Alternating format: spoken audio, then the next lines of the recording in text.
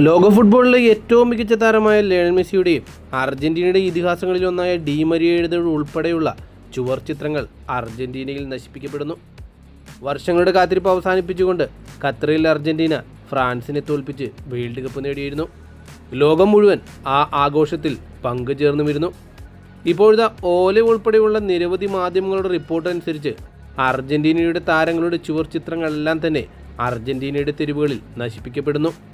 Argentina football ഫെഡറേഷന്റെ പ്രസിഡന്റായ ചിക്കു ടാപ്പിയ ഒരു അഴിമതിക്കാരനാണെന്നും അദ്ദേഹം വൈകാതെ തന്നെ അർജന്റീന ഫുട്ബോളിനെ നശിപ്പിക്കുമെന്നും ഇപ്പോൾ നടക്കുന്ന അർജന്റീന ലീഗുകളിൽ അദ്ദേഹം അഴിമതി കൊണ്ടുവന്നുവെന്നും അദ്ദേഹം ഒരു മാഫിയ അംഗമാണെന്നുമാണ് അർജന്റീനയിലെ ആരാധകർ ആരോപിക്കുന്നത്.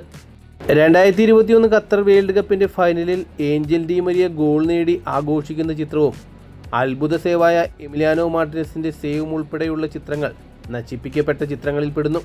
ഇതിഹാസ താരമായ ലയണൽ മെസ്സിയുടെ ഉൾപ്പെടെയുള്ള ചിത്രങ്ങൾ അർജന്റീന ആരാധകർ തെരുവിൽ നശിപ്പിക്കുകയാണ്. അർജന്റീന താരങ്ങൾക്കെതിരെയല്ല, അർജന്റീനയുടെ പ്രസിഡന്റായ ചിക്കു ടാപ്പിയയ്ക്കെതിരെയാണ് ഞങ്ങളുടെ പ്രതിഷേധമെന്നും ടാപ്പിയ മാഫിയ എന്ന പോസ്റ്ററുകളുമാണ് അർജന്റീന ആരാധകർ തെരുവിൽ പ്രദർശിപ്പിച്ചിരിക്കുന്നത്.